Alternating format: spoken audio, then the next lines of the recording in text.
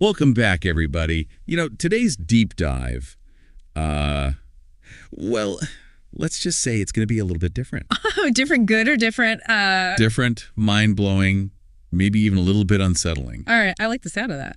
Yeah, we're going to be talking about the work of this guy, Timothy Alberino.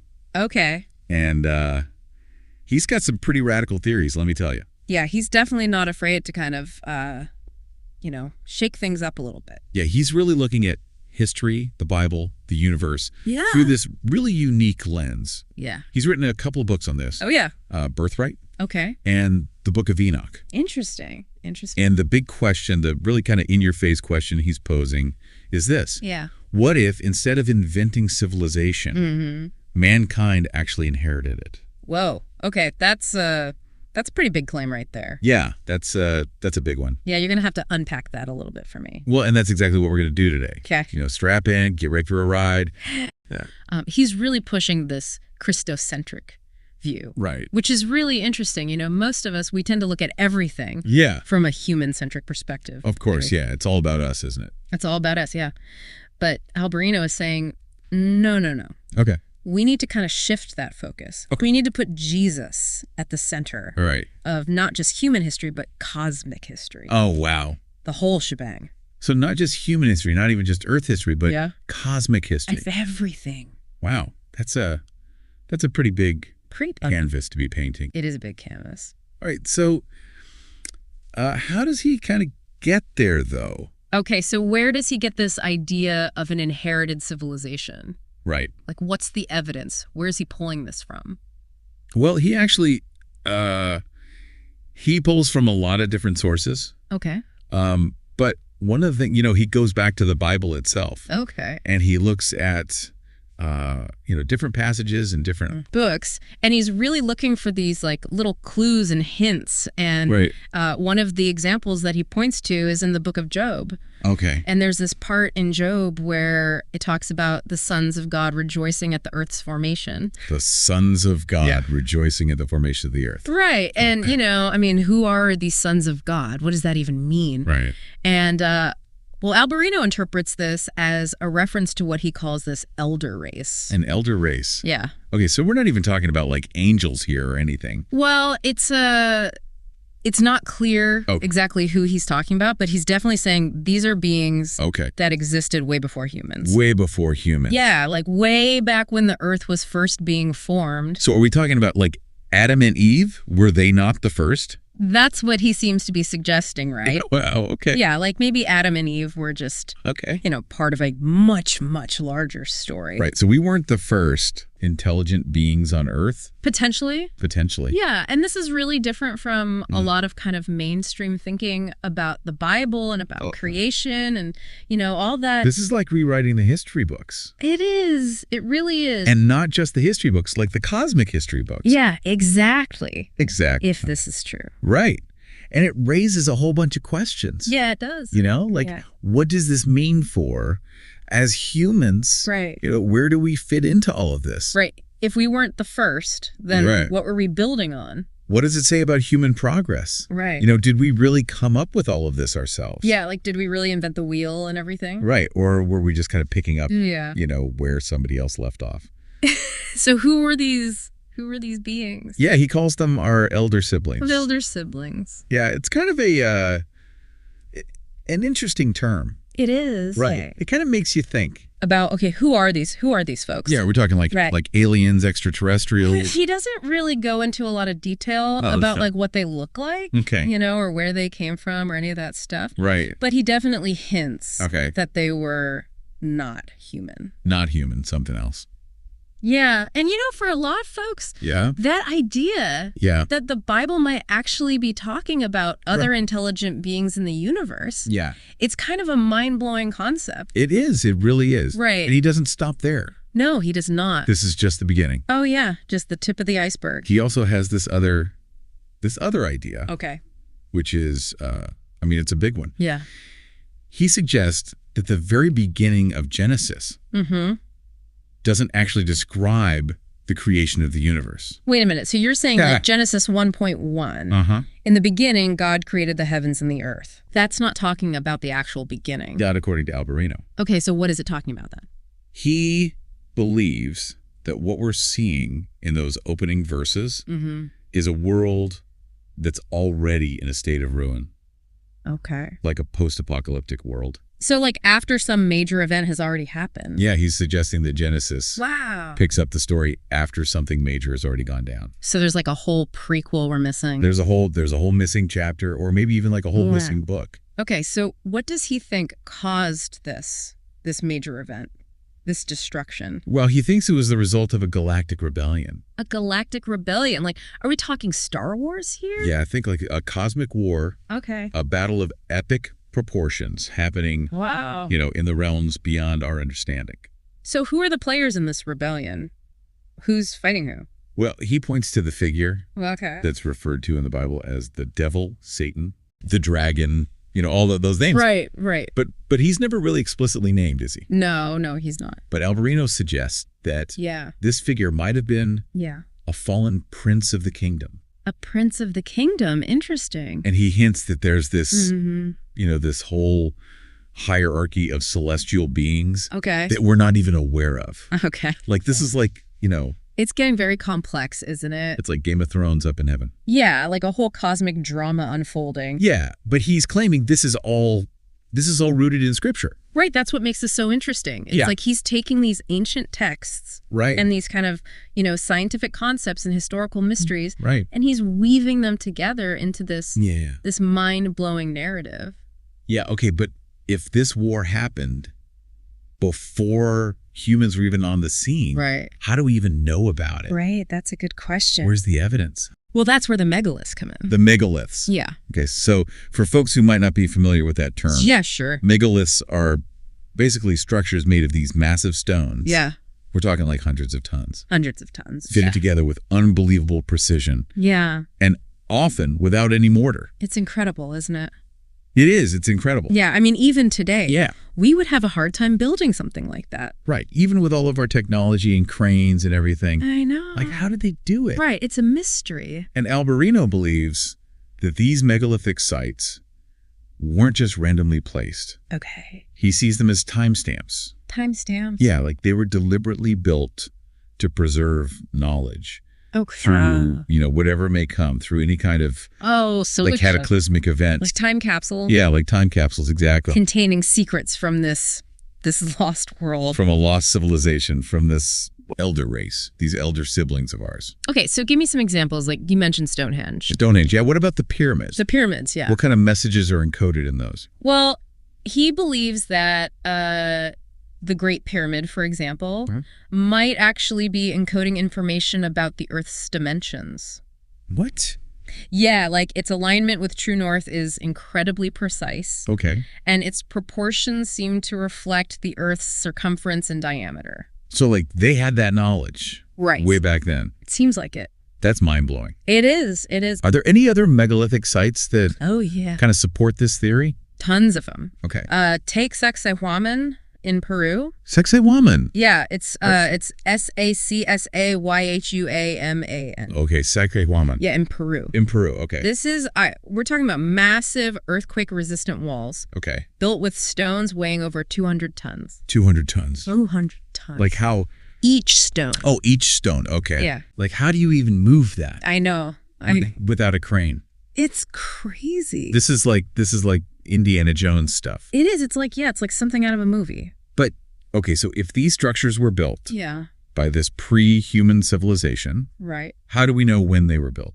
Well, he points to a common thread that runs through a lot of these megalithic structures. Okay. And that's the constellation Leo. Leo the lion. Leo the lion, yeah. Okay. Now, the Sphinx, for example. Okay. Most people think it was originally designed as a lion. Yeah. Right. Yeah.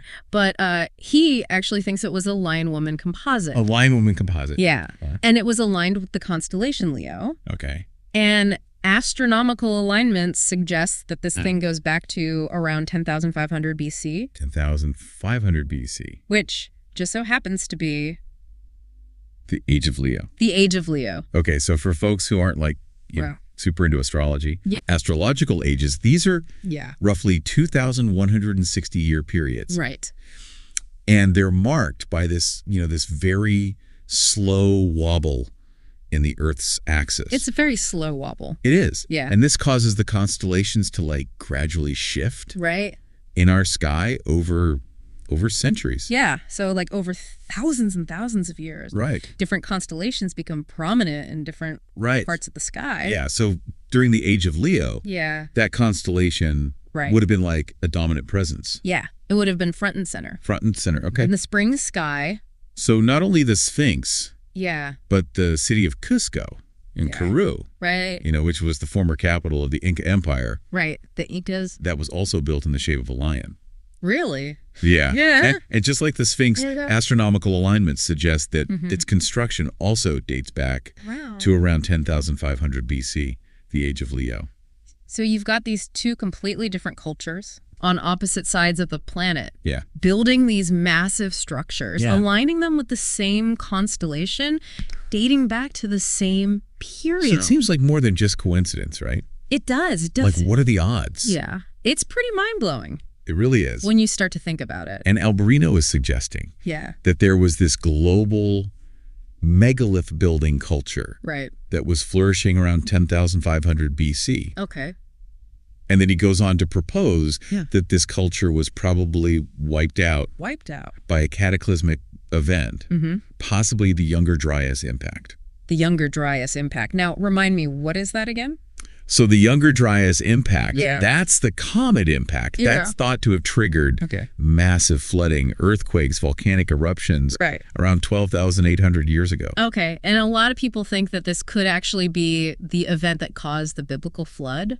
Yeah. I mean, think about it. A comet wiping out a whole civilization. Yeah. And all that's left are these mysterious, enigmatic megaliths. It's a pretty chilling thought. It is. It's a little bit scary. Yeah. But okay, so what does all of this have to do with the gospel? Right. Why is he connecting this cosmic history to Jesus? Okay, so that's where things get really interesting. Okay. So he sees the gospel as the culmination of this larger cosmic narrative. Okay. Like it's the ultimate hero's journey. A hero's journey. Yeah. Like how, I don't get that. How do you connect a galactic rebellion to the teachings of Jesus? Well, he uses the parable of the Prodigal Son.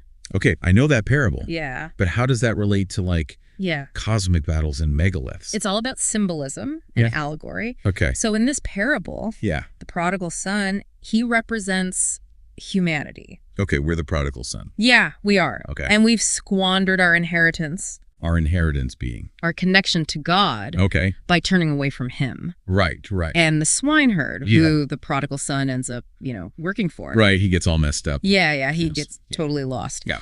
He represents Satan. The swineherd is Satan. Yeah, the instigator of the rebellion. Oh, okay. I'm starting to see this. Right. So the parable is not just this nice little story about a dad forgiving his son. Okay. It's about humanity's relationship with God. Okay. And this whole cosmic struggle against evil. Wow. So we're like caught in the middle of this, this power struggle between God and these rebel angels. Right. But are we just like pawns in this? That's the question, right? Yeah. Are we just pawns in this game? Or do our choices actually affect the outcome? And Alberino says, no. Okay. We're not just pawns. Okay. We're active participants. Okay, because? Because we have this thing called free will. Free will, yeah. That's what makes us human, right? Right, and that's what gives us the ability to choose. To choose, yeah. To choose between good and evil, right and wrong. Right. And that ability to choose, that's at the very heart of the rebellion. So these rebel angels, led by Satan, they wanted to create their own thing. They want to create their own kingdoms. Their own kingdom. Their own systems of control. Completely separate from God. Completely independent of God. So humanity gets stuck. We're right in the middle. In the middle of this. Of this cosmic power struggle. Wow. And the question is, which side are we going to choose? Which side are we going to choose? And that is a question. It's a big one, that we are going to continue to unpack. We're going to have to keep digging into that. In part 2 of this deep dive. Can't wait. All right, stay tuned. So it's like we have a choice, We do. We really do. Free will. Yeah, and it's not just about, what ice cream flavor we're going to pick. Right. This is a little bigger. This is about, the direction of our souls, the direction of humanity. Okay, so Okay, so let's say for a moment we accept this idea that there was this galactic rebellion, this cosmic war that shaped the world we live in. Yeah. Right. Where do we fit into all of this? That's the million-dollar question, isn't it? It is. Where do we fit in? Are we just, Yeah, are we just like... caught in the crossfire? Yeah, collateral damage. Yeah. Or do we actually have a role to play? Right. Do we actually... in this cosmic drama? Have a say in things. Yeah. And this is where Alberino's research starts to get really, really fascinating because he brings in this idea of free will and choice. Okay. Yeah. But he kind of takes it to a whole other level. Okay, so it's not just about, Right. It's not just about personal choices. Yep. It's about this kind of cosmic choice. Cosmic free will. Yeah, like a cosmic free will. Yeah. And he draws on a bunch of different sources, a lot of ancient texts and stuff. Okay. To suggest that this conflict, this cosmic conflict, right. It's not just about good versus evil. Okay. It's also about freedom versus control. Freedom versus control. Okay, so that's a really interesting twist. So can you kind of unpack that a little bit? Yeah, so he points to the story of the Watchers. The Watchers. Yeah, in the Book of Enoch. Okay, the Book of Enoch. Now, for folks who aren't familiar, right, that's not technically part of the Bible. Yeah, it's not in... Right. The 66 books of the canon. Right, but it was widely known. It was very popular in the early centuries of the church. Okay. A lot of early Christians, they knew about Enoch, they read Enoch. Okay, so it was like on the bookshelf. It was part of their library. They considered it authoritative? To some degree, yeah. But then, later on it got kind of pushed aside. Yeah. For whatever reason. But Alberino's saying... he thinks it's important. It's important. Yeah. And it's got some keys. He thinks it has some really crucial information for understanding this whole cosmic struggle. So tell us about these Watchers. Okay, so the Watchers were angelic beings. Angelic beings, okay. Yeah, who rebelled against God. Okay. And came to Earth. Okay. And Alberino suggests that they shared forbidden knowledge. Forbidden knowledge. With humanity. And this, he argues, was a pivotal moment in our history. Okay. Because it was kind of this introduction of choice. Okay. The ability for humans to choose between good and evil. Okay, so up until this point, humans were just kind of like... maybe they were just kind of like... innocent, Yeah. They didn't know the difference. The difference between good and evil. And then these Watchers come along and they're like, hey, you know what? There's this other way of doing things. Yeah. You don't have to just listen to God. And that's a problem. Yeah. According to Alberino, that's a big problem. Because it introduced this element of rebellion. This element of going against God's will. So they basically gave us the knowledge to think for ourselves. To think for themselves. Yeah. To make their own decisions. Even if those decisions went against God. Yeah, went against God's plan. Wow. And that idea, right? Yeah. Of free will. Yeah. That ability to choose. Okay. That's, like I said, that's at the very heart of the rebellion. So the rebel angels, led by Satan, they wanted to create their own thing. They wanted to be in control. They didn't want to answer to God. Right. They wanted to be their own God. Exactly. Wow. And so we stuck right in the middle. In the middle, of this cosmic power struggle. Yeah, it's like a So are we tug of war? Pawns in this. That's the question, right? Yeah. Are we just pawns? Or do we have an actual say in this? Yeah. Do our choices matter? Yeah. And Alberino's answer is a resounding yes. Our choices matter. Our choices matter. Even our small choices. Yes. Even our smallest decisions have an impact. Wow. So that's kind of empowering. It's very empowering. In a way, but it's also kind of... it's a little scary, too. A little scary. Because it means we have a responsibility. You have a responsibility. We choose wisely. So it's not just about choosing what we're going to have for dinner. Right. It's about choosing. Or what we're going to wear. Right. It's about choosing. like good and evil. Choosing between light and darkness. Choosing between love and hate. Wow. Yeah. And so Alberino is saying. Yeah. That's why the gospel is so important. Right, because Jesus shows us the way to make the right choice. Jesus is like... he's the example. The ultimate example. Yeah. Of choosing... love. Love Even when it's hard. Even when it's hard, yeah. Even when it's painful. Even when it seems like, it's not going to make a difference. Right. And he shows us that that choice, that act of choosing love. It's not just about, being a good person. It's about participating in this cosmic battle. Cosmic battle. Okay. And so it's not like we're going to go out and pick up our swords. We're in a physical battle and fight Doomden. It's a spiritual battle. It's a spiritual battle. It's a battle of values, a battle of ideas. And we're fighting it. Yeah. By choosing love. By choosing love, by choosing kindness, by choosing truth. Wow. Okay. That's a lot to... It is a lot to take in. Digest. But it's also incredibly empowering, I think. It is, and it kind of puts everything in a new perspective. It's like... It does. It really does. Okay, my choices matter. Your choices matter. My choices matter. Wow. And, and this is why he thinks understanding history is so important. Understanding history. Okay. Understanding those ancient narratives. Understanding those symbols. Okay. Because it helps us connect to the bigger picture. The bigger picture. Or that larger story. Right. So it's not just about studying the past, It's not just about dates and names and... memorizing stuff. It's about understanding the patterns, the cycles, and applying those lessons to our lives today. Okay. So that brings us back to the megaliths. Yeah, right? Okay, because... Those megaliths. They're like... Messages, like... From the past. Time capsules. Yeah, like time capsules. Okay, but what kind of knowledge are they trying to... What are they trying to tell us? Tell us, yeah. Well, he thinks it's a combination of scientific and spiritual wisdom. Okay. He thinks that they contain astronomical information. Okay. Knowledge about, these cyclical cataclysms. Right. And really deep insights into the importance of spiritual alignment. Spiritual alignment. Okay. So they're not just... They're not just cool to look at. Yeah, they're not just like, They're not just tourist attractions. Yeah, big rocks.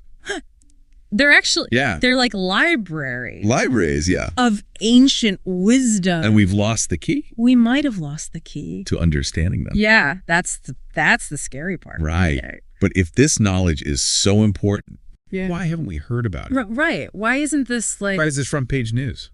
Yeah, why isn't everybody talking about this? Well, he argues that this knowledge has been suppressed. Suppressed, okay. Yeah. Either intentionally or just, due to the fact that history is messy. History is messy. And things get lost. Yeah. And, Civilizations rise and fall. Civilizations rise and fall and, records get destroyed. So it's possible that we've just lost. It's very possible. It's very possible. That we've lost pieces of the puzzle. Wow. To our own history. Yeah. To our own connection. To our connection to the cosmos. To the cosmos. Wow. That's a heavy thought. It is a heavy thought. It is. But the good news is he thinks the key is still out there. The key is still out there. Yeah, it's embedded in those stones. Okay. It's encoded in the myths and legends that have been passed down through generations. Okay, so it's up to us to rediscover it. Rediscover it, yeah. To reawaken that ancient wisdom.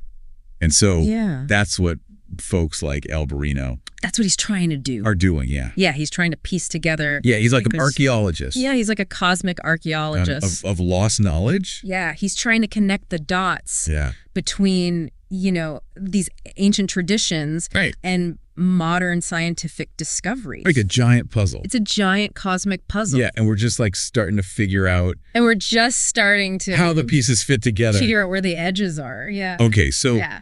You mentioned the Book of Enoch earlier. Like, how does that fit into this whole thing? So the Book of Enoch, it gives us a much more detailed account of the Watchers, their interactions with humanity, and the events leading up to the flood. Okay, so it's like a missing chapter. It's like a missing chapter. Yeah. Or even a missing book from the Bible. It's giving us more information. Yeah, it's filling in some of the gaps that we only get hints of in the Bible. Yep. So, for example, in Genesis, it just says, the sons of God saw the daughters of men, and they were fair, and they took them as wives. No. And that's pretty much all it says. Okay.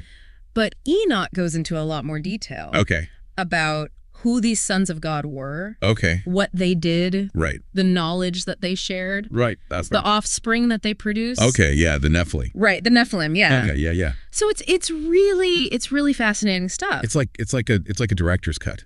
Yeah, it's like a director's cut. Of the Bible. Yeah, it's like the extended version. Yeah, the extended version, yeah. Yeah, and it really helps us understand the forces at play in this cosmic drama. Okay, so Alberino also talks about this cyclical nature of cataclysm. Of cataclysms, yeah. So what does he mean by that? Yeah, so he's basically saying that Earth's history, it's not just this, linear progression of events. Right. He thinks it's marked by these periodic cataclysms. Cataclysms. Yeah, like major disruptions, upheavals.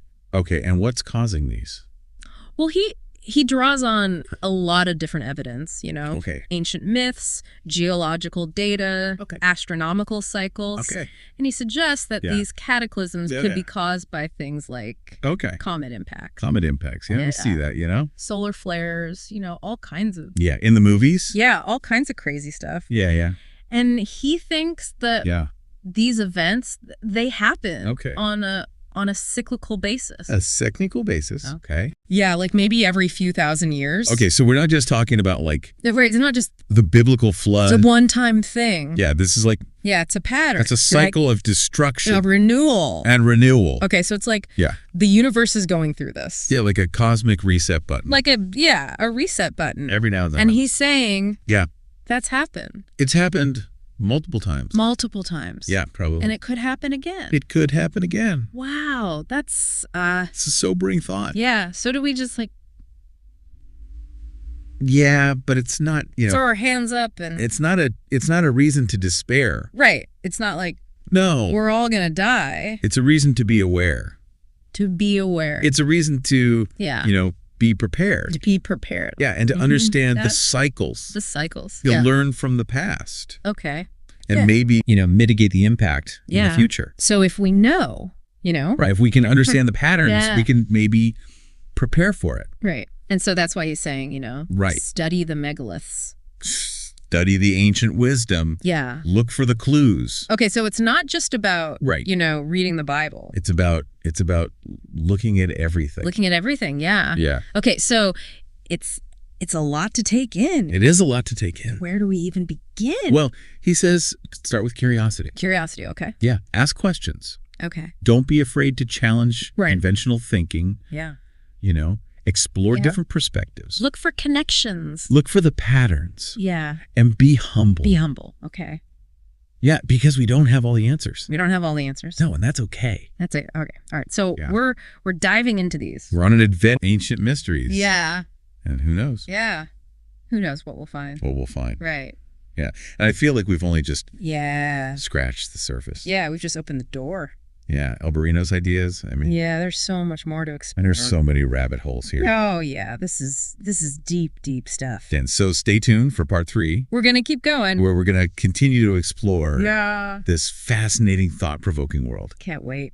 It's a lot, isn't it? It is. Yeah, it's a lot to wrap your head around. Like we've been talking about all this stuff, cosmic wars and rebel angels and lost civilizations and megaliths and it's a whole new way of looking at the world. It really is. Yeah, it's like like somebody just kind of shook the snow globe. Yeah, shook the snow globe and all the pieces are like, and you're like, wait a minute, falling into a new place. I thought I knew what was going on. Yeah, what if everything we thought we knew was wrong? Or at least incomplete.